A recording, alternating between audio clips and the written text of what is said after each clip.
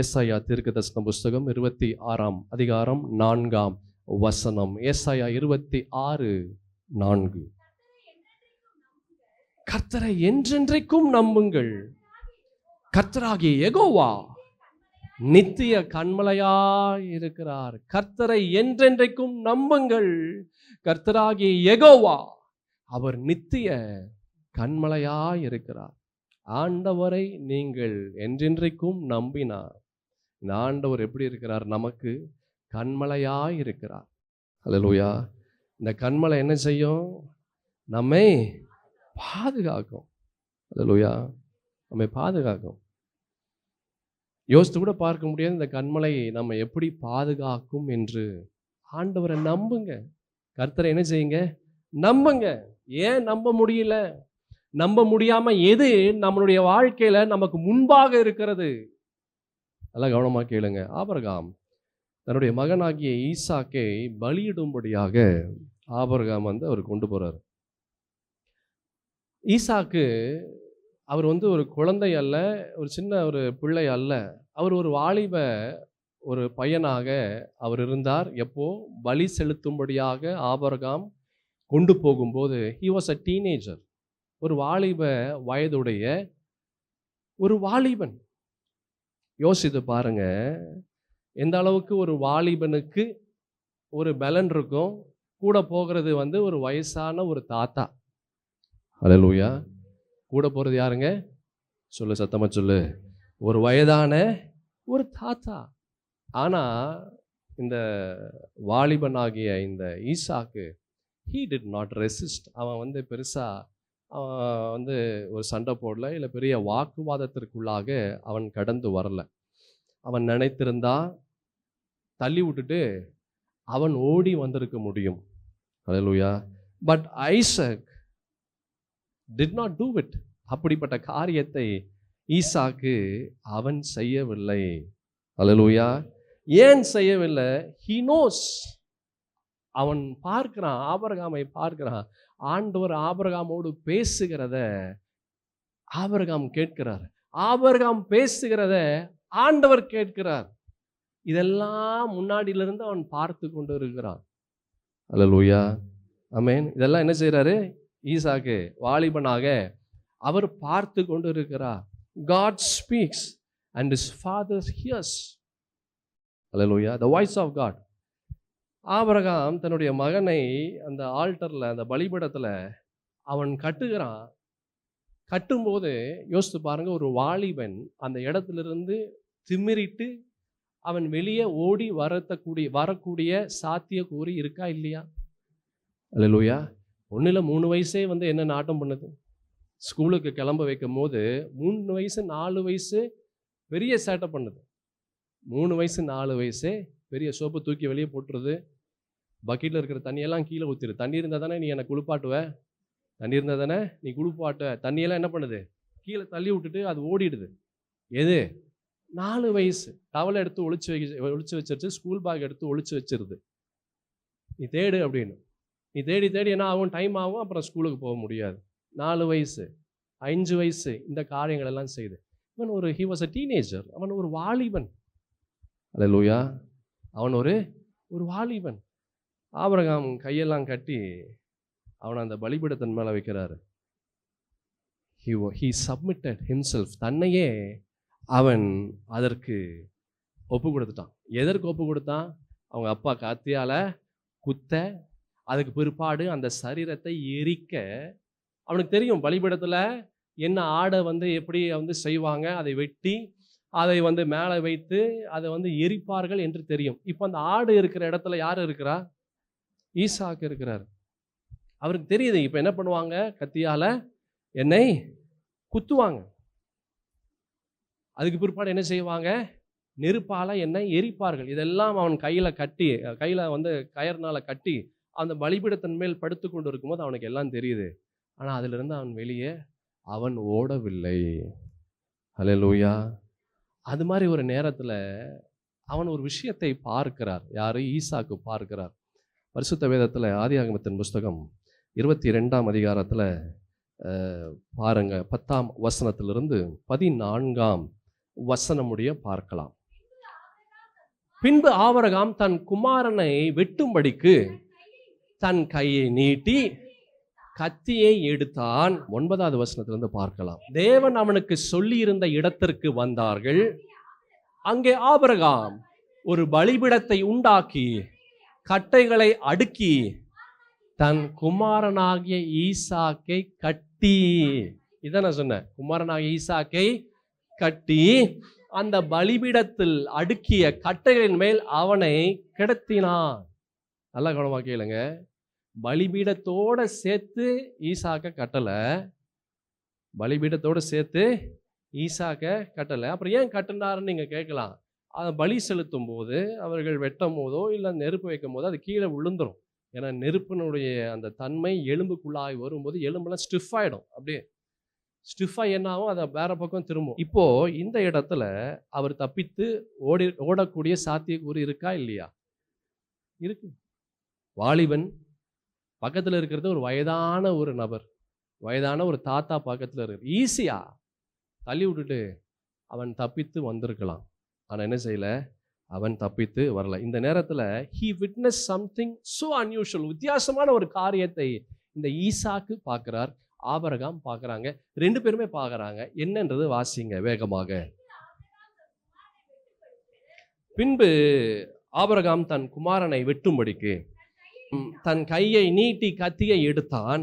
அப்பொழுது கர்த்தருடைய தூதனானவர் வானத்திலிருந்து ஆபிரகாமே ஆபிரகாமே என்று கூப்பிட்டார். அவன் இதோ அடியேன் என்றான். அப்பொழுது அவர் பிள்ளையாண்டான் மேல் உன் கையை போடாதே, அவனுக்கு ஒன்றும் செய்யாதே, நீ அவனை உன் புத்திரன் என்றும் உன் ஏகசுதன் என்றும் பாராமல் எனக்காக ஒப்பு கொடுத்தபடியினால் நீ தேவனுக்கு பயப்படுகிறவன் என்று இப்பொழுது அறிந்திருக்கிறேன் என்றார். இந்த காரியத்தை ஆபிரகாம் மாத்திரம் அல்ல சகோதரா சகோதரி, பலிபீடத்து மேல படுத்து கொண்டு இருக்கிற ஈசாக்கும் கேட்டான்.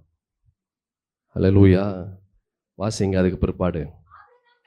ஆபிரகாம் தன் கண்களை ஏறெடுத்து பார்க்கும்போது இதோ பின்னாக புதரிலே தன் கொம்புகள் சிக்கி கொண்டிருந்த ஒரு ஆட்டுக்கடாவை கண்டான். அப்பொழுது ஆபிரகாம் போய் கடாவை பிடித்து அதை தன் குமாரனாகிய ஈசாக்குக்கு பதிலாக தகன பலியிட்டான். ஆபிரகாம் அந்த இடத்திற்கு யெகோவா ஈரே என்று பெயரிட்டான். இந்த பெயரிடுகிறதை ஈசாக்கு அவன் கேட்கிறான். அல்லேலூயா. he was hearing, அந்த சத்தத்தை, ஆண்டவருடைய சத்தத்தையும் கேட்டான். ஆபிரகாம் ஆண்டவருக்கு அந்த இடத்துல யெகோவா ஈரே, ஜெகோவா ஜைரே என்று பெயரிடுகிறதையும் ஈசாக்கு அவன் கேட்கிறான். வாசிங்க. அதனாலே கர்த்தருடைய பர்வதத்திலே பார்த்து கொள்ளப்படும் என்று இந்நாள் வரைக்கும் சொல்லப்பட்டு வருகிறது. இது எல்லாத்தையும் விட்னஸ் பண்ணிட்டு இருந்தது ஆபிரகாம் மாத்திரம் அல்ல, கூட இருந்த ஈசாக்கும் எல்லாவற்றையும் அவன் கேட்டுக்கொண்டிருந்தான், எல்லாவற்றையும் பார்த்து கொண்டிருந்தான். இது நீங்க அப்படியே ஒரு ஃபாஸ்ட் ஃபார்வர்ட் பண்ணி 26ஆம் அதிகாரத்திற்குள்ளாக நாம் போகலாம். என்ன ஆகுது? அந்த ஈசாக்கு அவன் பெரியவனாகிறான், அவன் வளர்ந்து அவன் பெரிய ஒரு வாலிப பருவத்திலிருந்து ஒரு பெரிய ஒரு ஆளாக, அடல்ட்ஹுட், பெரிய மனிதனாக அவன் வந்து அவன் கடந்து வருகிறான். அப்படியே ஃபாஸ்ட் ஃபார்வர்ட் பண்ணி 26ஆம் அதிகாரத்திற்குள்ளாக நாம் வரும்போது 1ஆம் வசனத்திலிருந்து 6ஆம் வசனமுடைய நாம் பார்க்கலாம். ஆபிரகாமின் நாட்களில் உண்டான பஞ்சத்தை அல்லாமல் பின்னும் ஒரு பஞ்சம் தேசத்தில் உண்டாயிற்று. அப்பொழுது ஈசாக்கு பெலிஸ்தருக்கு ராஜாவாகிய அபிமெலேக்கினிடத்தில் கேராருக்கு அவன் போனான். எங்க போறாரு? கேராரு. கேராரு அப்படின்னா அதற்கு நிறைய அர்த்தங்கள் இருக்கு. அதுல முக்கியமான ஒரு அர்த்தம் கேரார் அப்படின்னா டிராகிங் என்று அர்த்தம், இழுத்து கொண்டு இருப்பது என்று அர்த்தம். அல்லேலூயா. கேரார் என்றது டிராகிங். அவன் போறான். எங்க போறான்? கேராருக்கு போறான். கர்த்தர் அவனுக்கு தரிசனமாகி, நீ எகிப்திற்கு போகாமல் நான் உனக்கும் சொல்லும் தேசத்திலே குடியிரு, இந்த தேசத்திலே வாசம் பண்ணு. எந்த தேசத்திலே வாசம் பண்ணு? கேரார். அந்த தேசத்துல எப்படி இருக்கு? இப்போ இழுத்து கொண்டு இருக்கிறது. என்ன இழுத்து கொண்டு இருக்கிறது? கொடூரமான பஞ்சம். எப்படி இருக்குது? கொடூரமான பஞ்சம் இழுத்து கொண்டு இருக்கிறது. வாசிப்போம். நான் உன்னோட கூட இருந்து உன்னை ஆசீர்வதிப்பேன், நான் உனக்கும் உன் சந்ததிக்கும் இந்த தேசங்கள் யாவையும் தந்து உன் தகப்பனாகிய ஆபிரகாமுக்கு நான் இட்ட ஆணையை நிறைவேற்றுவேன். ஆபிரகாம் என் சொல்லுக்கு கீழ்ப்படிந்து என் விதிகளையும் என் கற்பனைகளையும் என் நியமங்களையும் என் பிரமாணங்களையும் கை கொண்டபடியினால் நான் உன் சந்ததியை வானத்து நட்சத்திரங்களைப் போல பெருக பண்ணி உன் சந்ததிக்கு இந்த தேசங்கள் யாவையும் தருவேன். உன் சந்ததிக்குள் பூமியில் உள்ள சகல ஜாதிகளும் ஆசீர்வதிக்கப்படும் என்றார். எந்த சத்தத்தை ஆபிரகாம் கேட்கும் போது இந்த ஈசாக்கு கூட இருந்து கேட்டானோ, இப்போ அதே சத்தத்தை இப்போ இந்த ஈசாக்கு அவன் கேட்கிறான். அல்லேலூயா. எப்படி கேட்க முடிந்தது? அவன் அமைதியா அந்த பலிபீடத்தில் படுத்து கொண்டு இருந்தான். பார்த்தீங்களா? ஓடி போகாம. அல்லேலூயா. அவனுடைய தகப்பனார் கத்தி எடுத்து குத்துறதுக்கு வராரு. கீழே ஃபுல்லா கட்டைகள் அடுக்கி கொண்டு இருக்கிறது. தப்பிச்சு ஓடணும்னா தப்பிச்சு ஓடலாம், அல்லது ஏதாவது சத்தம் போட்டு ஏதாவது ஒரு காரியங்கள் வந்து செய்யலாம். ஆனா எதுவுமே அவன் செய்யல. அவன் கர்த்தருக்கு அப்படியே பேசாம ஒப்பு கொடுத்துட்டான். அல்லேலூயா. Listen my dear people of God. என் பிரியமான தேவ ஜனமே, உங்கள் வாழ்க்கையில் கவலைகள், கஷ்டங்கள், பாரங்கள், வேதனைகள், பாடுகள், அவமானங்கள், கண்ணீர்கள், தொல்லைகள், நிந்தைகள் இதெல்லாம் வரதான் செய்யும் ஒரு மனிதனுடைய வாழ்க்கையில். இது வரும்போது உங்களையே நீங்கள் அர்ப்பணித்து கொண்டால் ஆண்டவருக்கு, பரிசுத்தத்தின் தேவனாகிய கர்த்தர் உங்கள் வாழ்க்கையில் நீங்கள் யோசித்து பார்க்க முடியாதவைகளை நீங்கள் சுதந்திரிக்கும்படியாக ஆண்டவராகிய கர்த்தர் செய்வார். ஹல்லேலூயா. இவன் அப்பா கேட்ட சத்தத்தை இப்போ இவன் கேட்கிறான். ஆண்டவர் சொல்றார், நான் உன்னை ஆசீர்வதிப்பேன். வாசிங்க அதுக்கு அடுத்த வசனத்தை. நான் உன் சந்ததியை வானத்து நட்சத்திரங்களைப் போல பெருக பண்ணி உன் சந்ததிக்கு இந்த தேசங்கள் யாவையும் தருவேன். உன் சந்ததிக்குள் பூமியில் உள்ள சகல ஜாதிகளும் ஆசீர்வதிக்கப்படும் என்றார். ஈசாக்கு கேராரிலே அவன் குடியிருந்தான். அல்லேலூயா. இந்த லேண்ட் ஆஃப் ஃபெமைன், பஞ்சம், பட்டினி, பற்றாக்குறை, ஒண்ணுமே இல்லை. ஆனா ஆண்டவர் சொல்றார், அங்க இரு. அல்லேலூயா. God says stay here. இங்கே இரு. எங்க இரு? ஒண்ணுமே இல்லாத இடத்துல. எங்க இரு? கஷ்டத்துல. எங்க இரு? வேதனையில. எங்க இரு? நீ நினைக்கிற காரியங்களுக்கு அப்படியே ஆப்போசிட்டா நேர் மாதிரியா இருக்கக்கூடிய காரியங்கள் இருக்கிற இடத்துல நீ அங்கேயே இரு அப்படின்றார். நல்லா கவனமா கேளுங்க. அவன் அங்கேயே இருந்தான். ஏந்திரமா இருந்தான். அவனுக்கு தெரியும், ஈசாக்குக்கு அவருக்கு தெரியும். என்ன தெரியுமா? இதற்கு முன்பாக இந்த ஆண்டவர் எப்படிப்பட்ட அற்புதங்களை செய்தார், எப்படிப்பட்ட அதிசயங்களை காணும்படியாக சுதந்திரிக்கும்படியாக செய்தார், எப்படியெல்லாம் இவனுடைய வாழ்க்கையில கர்த்தரே முன்பாக வந்து அந்த பாதைகளெல்லாம் கர்த்தர் விலகினார். கடைசி நொடி, உயிர் போகிற அந்த கடைசி நொடியில கூட ஆண்டவரால் உள்ள வந்து அந்த இடத்துல அற்புதம் செய்ய முடியும் என்று அவனுக்கு ஏற்கனவே தெரிந்திருந்தது. அல்லேலூயா. எத்தனை முறை இந்த ஆண்டவர் நம்முடைய வாழ்க்கையில அந்த கடைசி நொடி, அந்த நொடி நேரத்துல ஆண்டவராகிய கர்த்தர் எத்தனை அற்புதங்களை நாம் பெற்றுக்கொள்ளும்படியாக கர்த்தர் செய்திருக்கிறார். என் சகோதரா, சகோதரி, ஏன் அதை நீ மறந்தாய்? ஏன் மறந்தாய்? ஏன் ஆண்டவர் விட்டு ஓடுற? கஷ்டங்கள், பாடுகள், வேதனைகள், போராட்டங்கள் வரும்போது ஏன் கர்த்தரை நம்ப முடியல? அல்லேலூயா. ஆண்டவர் சொல்லி, நீ கேராரில் இரு. கேரார்னா இழுத்து கொண்டு போவது, டிராகிங். எல்லா இடமும் பஞ்சம், எல்லா இடமும் பட்டினி. இங்கே இருன்றார். அல்லேலூயா. நல்ல கவனமா கேளுங்க. கர்த்தர் சொல்லுகிறதற்கும் சூழ்நிலைக்கும் என்றைக்குமே வித்தியாசம் நிறையா இருக்கும். சூழ்நிலை நமக்கு பயத்தை ஏற்படுத்துவதை போல இருக்கும். சூழ்நிலை நமக்கு பற்றாக்குறையை காண்பிக்கும். சூழ்நிலை நமக்கு தோல்வியை காண்பிக்கும். சூழ்நிலை நம்ம என்ன நினைக்கிறோமோ அது நடக்கவே நடக்காது என்று நமக்கு சொல்லும். ஆனா கர்த்தர் சொல்றாரு, நான் உன்னை ஆசீர்வதிப்பேன், நான் உன்னை உயர்த்துவேன், நான் உன்னை பெருகச் செய்வேன், நான் உனக்கு துணையாக நிற்பேன், நான் உன்னை விட்டு விலகுவதும் இல்லை, உன்னை கைவிடுவதும் இல்லை என்று பல ஆசீர்வாதங்களை கர்த்தர் கொடுக்கிறார். ஆனா பல நேரங்களிலே ஆண்டவர் இல்லாததை போலதான் இருக்கிறது. ஆண்டவர் இல்லாததை போலதான் இருக்கிறது. எத்தனை அற்புதங்களை நம்முடைய வாழ்க்கையில நாம் பெற்றிருப்போம், எத்தனை அதிசயங்களை நாம் சுதந்திரித்திருப்போம். என் பிரியமான தேவ ஜனமே, எத்தனை முறை இந்த ஆண்டவர் உங்களுக்கு அற்புதங்களை செய்திருப்பார், ஏன் நம்ப முடியல? ஏன் நம்ப முடியல? ஏசாயா தீர்க்கதரிசன புஸ்தகம் 12ஆம் அதிகாரம் 2ஆம் வசனத்தை பாருங்க, வேகமாக நாம் பார்க்கலாம். வாசிங்க. இதோ தேவனே என் ரட்சிப்பு, நான் பயப்படாமல் போதும் நம்பிக்கையா இருப்பேன். தேவனே என் ரட்சிப்பு அப்படின்னா ஆண்டவரே என்னுடைய விடுதலை, ஆண்டவரே என்னுடைய சந்தோஷம், ஆண்டவரே என்னுடைய எல்லாமே அவரு தான். நான் எதுக்கு பயப்படுவேன்? நான் எதற்கும் பயப்பட மாட்டேன். இந்த ஈசாக்குக்கு அவருக்கு தெரியுது, இதே போல ஒரு சத்தத்தை நான் கேட்டேன் எங்க அப்பா கூட இருக்கும்போது. அந்த சத்தம் பெரிய பெரிய காரியங்களை நாங்கள் பெற்றுக்கொள்ளும்படியாக செய்தது. He knew the voice of God. கர்த்தருடைய சத்தத்தை அவன் அறிந்திருந்தான். நம்ம என்ன சத்தத்தை அறிந்திருக்கிறோம்? அல்லேலூயா. நம்ம என்ன சத்தத்தை அறிந்திருக்கிறோம் சகோதரா சகோதரி? யோசித்து பார், என்ன சத்தத்தை அறிந்திருக்கிறோம்? வசனம் ஏசாயா தீர்க்கதரிசன புஸ்தகத்துல அழகான ஒரு வார்த்தையை பார்த்தோம். இதோ தேவனே என் ரட்சிப்பு, நான் பயப்படாமல் எப்படி இருப்பேன்? நான் நம்பிக்கையா இருப்பேன். என்ன நம்பிக்கையா இருப்பேன்? நான் ஆண்டவர் மீது நம்பிக்கையா இருப்பேன். என் மீது அல்ல, என்னுடைய பணத்தின் மீது அல்ல, என்னுடைய வேலையின் மீது அல்ல, என்னுடைய நண்பர்கள் மீது அல்ல, என்னுடைய வாழ்க்கையின் மீது அல்ல. சிலர் ரதங்களை குறித்தும் சிலர் குதிரைகளை குறித்தும் மேன்மை பாராட்டுவார்கள். நாங்களோ சொல்லுங்க,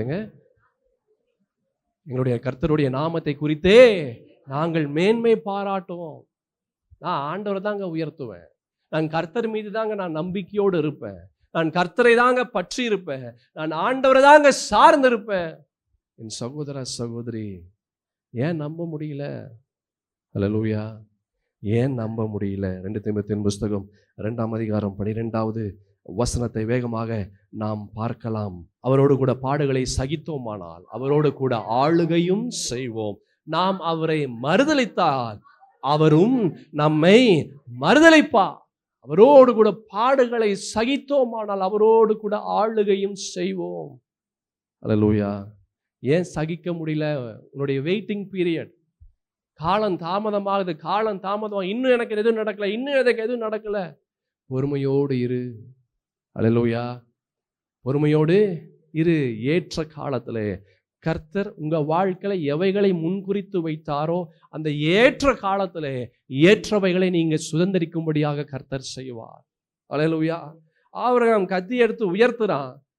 ஐயோ, ஆண்டவர் எதுவுமே பண்ணலையே. ஆண்டவர் என்ன செய்யல? எதுவுமே பண்ணலையே, இன்னும் எதுவுமே நடக்கலையா? கத்தி எடுத்துட்டான். ஆனாலும் அதை பற்றி அவன் கவலைப்படலை. ஏன் தெரியுமா கவலைப்படலை? எபிரேயர்கள் நிருபத்தில் அழகான ஒரு வார்த்தையை பார்க்க முடியும். ஏன் கவலைப்படலைன்னு சொல்லி பார்க்க முடியும்.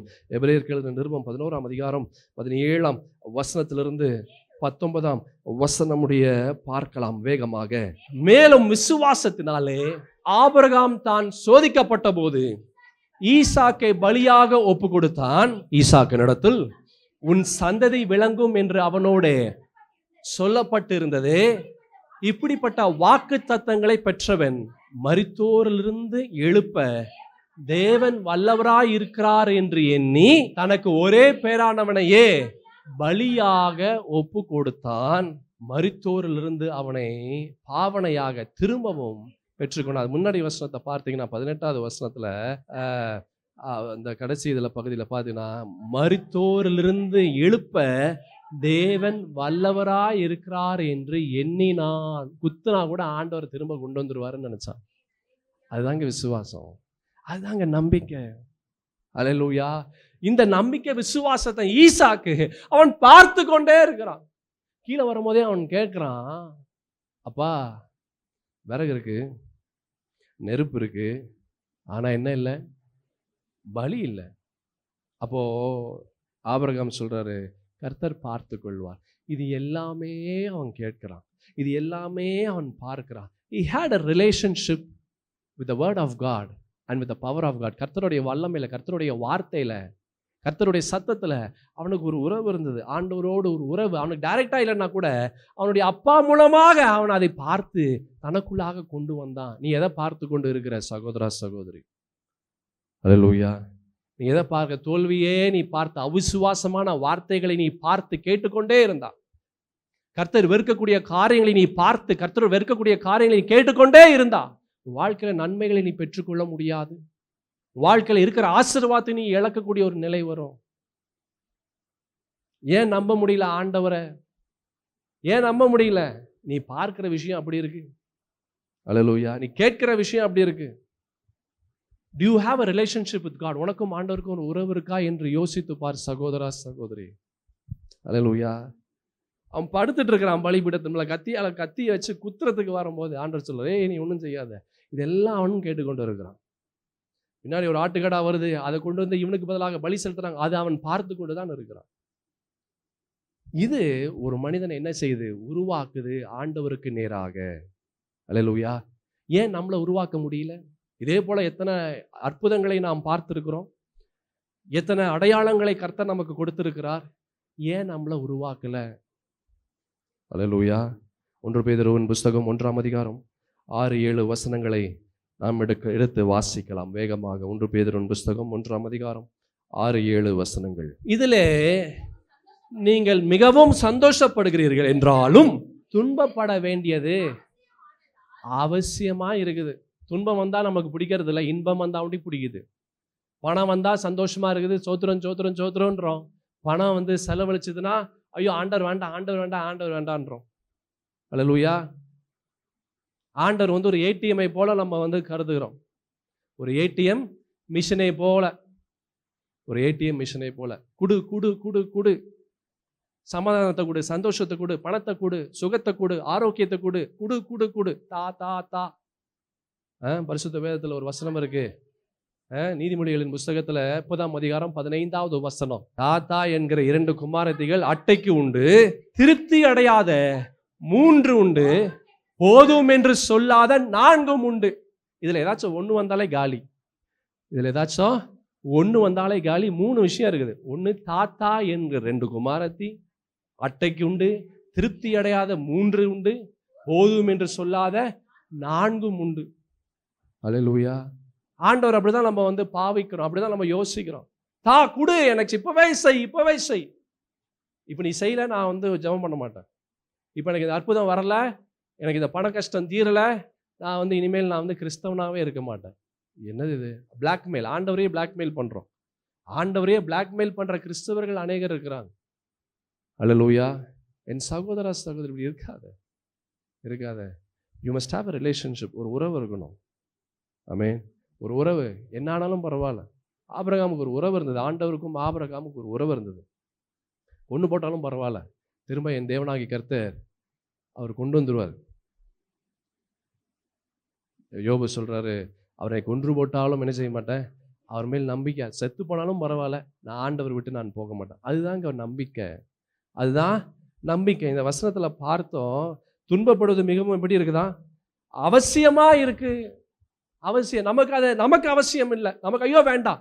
எனக்கு என்ன அவசியம்? எனக்கு இன்பமா இருக்கிறது தான் அவசியம். நான் சந்தோஷமா இருக்கிறது தான் எனக்கு அவசியம். நான் நினைக்கிறதெல்லாம் நடக்கணும், அதுதான் எனக்கு அவசியம். எனக்கு கஷ்டம் எனக்கு வேண்டாம். அல்லேலூயா. வாசிங்க. துன்பப்பட வேண்டியது அவசியமானதால் இப்பொழுது கொஞ்ச காலம் பலவிதமான சோதனைகளாலே துக்கப்படுகிறீர்கள். அழிந்து போகிற பொன் அக்கினியினாலே சோதிக்கப்படும், அதை பார்க்கிலும் அதிக விலையேற பெற்றதாய் இருக்கிற உங்கள் விசுவாசம் சோதிக்கப்பட்டு இயேசு கிறிஸ்து வெளிப்படும் போது உங்களுக்கு புகழ்ச்சியும் கனமும் மகிமையும் உண்டாக காணப்படும். இயேசு கிறிஸ்து வரும்போது புகழ்ச்சியாக கனமாக மகிமையா எப்போ வரும்? நீ விசுவாசத்துல ஜெயிக்கும் போது. நீ விசுவாசத்துல நம்பிக்கையில ஜெயிச்சா அது கனமாக இருக்கும், புகழ்ச்சியாக இருக்கும், மகிமையாக இருக்கும். ஆனா விசுவாசத்துல தோத்து போனா அது எதுவுமே வராது. நம்ம ஜெயிக்கிறோமா தோத்து போறோமா? ஒரு வியாதி வருது, ரொம்ப வருஷமா இருக்குது, ரொம்ப மாதமா இருக்கு, ரொம்ப நாட்களா இருக்கு. திடீர்னு ஒரு பிரச்சனை வருது, ரொம்ப நாட்களா இருக்கு. பணம் இல்லை, போராட்டங்கள் வருது. அந்த இடத்துல விசுவாசம் எந்த அளவில் இருக்கு? பரவாயில்ல, கர்த்தர் கொடுத்தார், கர்த்தர் எடுத்தார், கர்த்தருடைய நாமத்திற்கு ஸ்தோத்திரம் அப்படி சொல்றோமா? இல்லை ஆண்டவரை தூஷிக்கிறோமா? இல்லை ஆண்டவருடைய சமூகத்தில் நெருங்கி போறோமா? இல்லை விலகி ஓடுறோமா? அது நம்முடைய ஆசீர்வாதத்தை தீர்மானம் செய்யும். அல்லேலூயா. சங்கீதம் 56ஆம் சங்கீதம் 3-4 வசனங்கள் எல்லாம் ரொம்ப அழகான ஒரு வசனத்தை நாம் பார்க்கலாம். 56ஆம் சங்கீதம். நான் பயப்படுகிற நாளில் உம்மை நம்புவேன், தேவனை முன்னிட்டு அவருடைய வார்த்தையை புகழ்வேன், தேவனை நம்பி இருக்கிறேன், நீங்க தேவனை நம்பி இருந்தா பயப்பட வேண்டிய நிலை வராது. அல்லேலூயா. ஆபிரகாம் தேவனை நம்பி இருந்தார். ஈசாக்கு அவர் சொல்ல, நீ போய் கெரார்ல போய் இரு. பஞ்சமான வேதனையான இழுத்து கொண்டு இருக்கக்கூடிய ஒரு இடம், எல்லா இடத்துலையும் பற்றா. அந்த இடத்துல இருக்கிறது எங்கேயுமே பணம், அங்கே பணமும் கிடையாது, தண்ணீரும் கிடையாது, விவசாயம் கிடையாது, தானியங்கள் கிடையாது, சாப்பாடு கிடையாது, எதுவுமே கிடையாது. கொடூரமான ஒரு பஞ்சமுள்ள ஒரு இடம். ஆண்டவர் நீ வெயிட் பண்ணுன்றார். யூ ஸ்டே, நீ இங்கேயே இரு. எங்கேயே இரு? பாலும் தேனும் ஓடுற இடம் இல்லை, எதுவுமே இல்லாத ஒரு இடம். நீ இங்கேயே இரு. கடினமான ஒன்று. ஆனா அவன் அவர் ஏன் போகல தெரியுமா? இதை விட கடினமான ஒரு இடத்துல அவன் இருந்தாரு. எங்க இருந்தார்? பலிபீடத்தின் மேல இருந்தார். அல்லேலூயா. இதை விட கடினம். என்ன கடினம்? மரணத்திற்கும் அவருக்கும் ஒரு இடைவேளை தூரம் தான். கத்து இங்க இருக்குது, நெஞ்சு இங்க இருக்குது. அல்லேலூயா. இப்ப இருக்கிறத விட, அந்த பஞ்சமான இடத்துல இருக்கிறத விட மிகவும் மோசமான இடத்துல இருந்துட்டார். அதனால அவருக்கு அதை பத்தி எல்லாம் கவலை இல்லை. என் சகோதரா சகோதரி, do you trust this God? இந்த ஆண்டவரை நம்புறியா? ஆண்டவரை நம்புறியா? வசன சங்கீதத்தின் புஸ்தகம் தாவீது அழகான ஒரு விஷயத்தை சொன்னார், பார்த்தோமே. நான் பயப்படுகிற நாளில் என்ன செய்வேன்? நம்புவேன். நம்ம என்ன பயப்படுற நாளை என்ன பண்றோம்? கர்த்தரை தூஷிக்கிறோமா? ஓடுகிறோமா? என்ன செய்கிறோம் பயப்படுற நாளில்? அல்லேலூயா. இல்லை புலம்புறோமா? பயப்படுற நாளை புலம்பி புலம்பி புலம்பி கர்த்தரே ஒரு வழி ஆக்கிடுறோம். ஏன்டா இவனுக்கு அந்த கஷ்டத்தை கொடுத்தேன்னு ஆண்டவரை வெறுக்கும்படியாக செஞ்சிடறோம். அநேகர் புலம்பு சத்தம் பரலோகமே அல்லோல கல்லப்படுது. அந்த அளவுக்கு புலம்பக்கூடிய ஒரு சத்தம் வந்துடுது. அல்லேலூயா. தேவனை முன்னிட்டு அவருடைய வார்த்தை என்ன செய்வேன்? புகழ்வேன். தேவனை நம்பி இருக்கிறேன், நான் பயப்படேன், மாம்சமானவன் எனக்கு என்ன செய்வான்? அல்லேலூயா. என் பிரியமான தேவ ஜனமே, உங்கள் ஜெப வாழ்க்கை எப்படி இருக்குன்னு யோசித்துப்பார். வேத வாசிப்பு எப்படி இருக்கு என்று யோசித்துப்பார். ஜெபிக்கிறதுக்கு எனக்கு இன்ட்ரெஸ்ட் இல்லைங்க, எனக்கு பைபிள் வாசிக்கிறதுக்கு இன்ட்ரெஸ்ட் இல்லை, எனக்கு போர் அடிக்குது, ஜெபிக்க முடியலையா? அநேகர் சொல்லுவாங்க, ஐயா எனக்கு ஜெபிக்கிறதுக்கு முடியல, ஏதோ ஒரு போராட்டம் வருது. ஒன்று வீட்டு குடும்பத்தார் மூலமாக போராட்டம் வருது, இல்லை வெளியே சொந்தக்காரங்க மூலமாக போராட்டம் வருது, இல்லை எதுவுமே வரலையா, எனக்குள்ளேயே ஒரு போராட்டம் வருது. ஜெபம் பண்ண முடியல, ஏதோ ஒரு விதத்தில் ஒரு எம்டினஸ், ஒரு வெறுமை இருக்கு, ஏதோ ஒரு சோர்வு வந்துடுது. ஜெபம் பண்ணனாலே ஒரு சோர்வு வருது, ஜெபம் பண்ணனாலே ஒரு விதமான ஒரு உணர்வு வருது. அது வார்த்தையினால சொல்லவே முடியல ஐயா, வித்தியாசமான ஒரு உணர்வு வருது, பிடிக்கவே மாட்டேங்குது, ஒரு மாதிரி சோர்வா இருக்குது. அப்படியே பண்ணா கூட 2 நிமிஷத்துக்கு மேலே பண்ண முடியல. வேதம் வாசிச்ச பைபிள் எடுத்தாலே தூக்கம் வந்துடுது, மற்ற நேரத்தில் தூக்கமே வரமாட்டேங்குது. ஆனால் பைபிள் எடுத்தேன், அவ்வளோ நல்லா தூக்கம் வருது, என்ன பண்ணுறதுனே தெரியல. நல்ல கவனமாக, this is direct attack from the சைட்டன். இது பிசாசு ஸ்ட்ரைட்டாக உன்னை அடிக்கிறான். அல்லேலூயா. The moment you realize that you lose interest in Bible reading and in prayer, வாழ்க்கையில் நீ இன்ட்ரெஸ்ட்டை இழக்கிற, ஜெபிக்கிறதுக்கு, வேத வாசிப்புக்கு, கர்த்தருடைய காரியத்தில் உனக்கு இன்ட்ரெஸ்ட் போகுது அப்படின்னா, பிசாசு அவன் உன்னுடைய வாழ்க்கையில் உன்னுடைய பிடியை அவன் பிடித்து கொண்டு இருக்கிறான் என்று அர்த்தம். அல்லேலூயா. ஆமென். ஜாக்கிரதையாக இருங்க. அப்படிப்பட்ட ஒரு நிலை உங்களுடைய வாழ்க்கையில் இருந்ததுன்னா ஆண்டவரை நம்ப முடியாது. ஏன்? ஜெப வாழ்க்கை அஸ்திபாரம் இல்லை, வேத வாசிப்பு இல்லை, கர்த்தருடைய விஷயத்தில் ஒரு இன்ட்ரெஸ்ட், ஆர்வம் வரமாட்டேன், போர் அடிக்குது, சோர்வாக இருக்குது அப்படின்னா பிசாசு உன்னை பிடித்து தன் பக்கமாக இழுத்து கொண்டு போகிறான் என்று அர்த்தம். டக்குன்னு நீ ஜாக்கிரதையா, நீ விழித்து எழு, ஜாக்கிரதையா டக்குன்னு யோசி. ஐயோ ஆமாம் இது மாதிரி நடக்குது அப்படின்னா என்ன செய்யணும்? ஆண்டவரத்தில் கேளு, ஆண்டவரே என்னை பலப்படுத்துங்கப்பா, நான் ரொம்ப பலவீனமாக இருக்கிறேன், உடல் ரீதியாகவும் பலவீனமாக இருக்கிறேன், மன ரீதியாகவும் நான் எப்படி இருக்கிறேன்? நான் பலவீனமாக இருக்கிறேன். ஆண்டவரே உம்முடைய பலத்தினாலே என்னை நீர் இடை கட்டுவீராக. நான் முயற்சி செய்கிறேன், ஜெபிக்கணும்னு ஆசையாக இருக்குது, மனசு ஆசைப்படுது, ஆனால் செயல்படுத்த முடியல. எண்ணம் இருக்கு, ஆனால் அதை செயல்படுத்த முடியல. ஆண்டவரே அதை செயல்படுத்த எனக்கு உதவி செய்யுங்க. கேளு. அல்லேலூயா. எத்தனை யூடியூப்பை பார்த்து நீ விதவிதமாக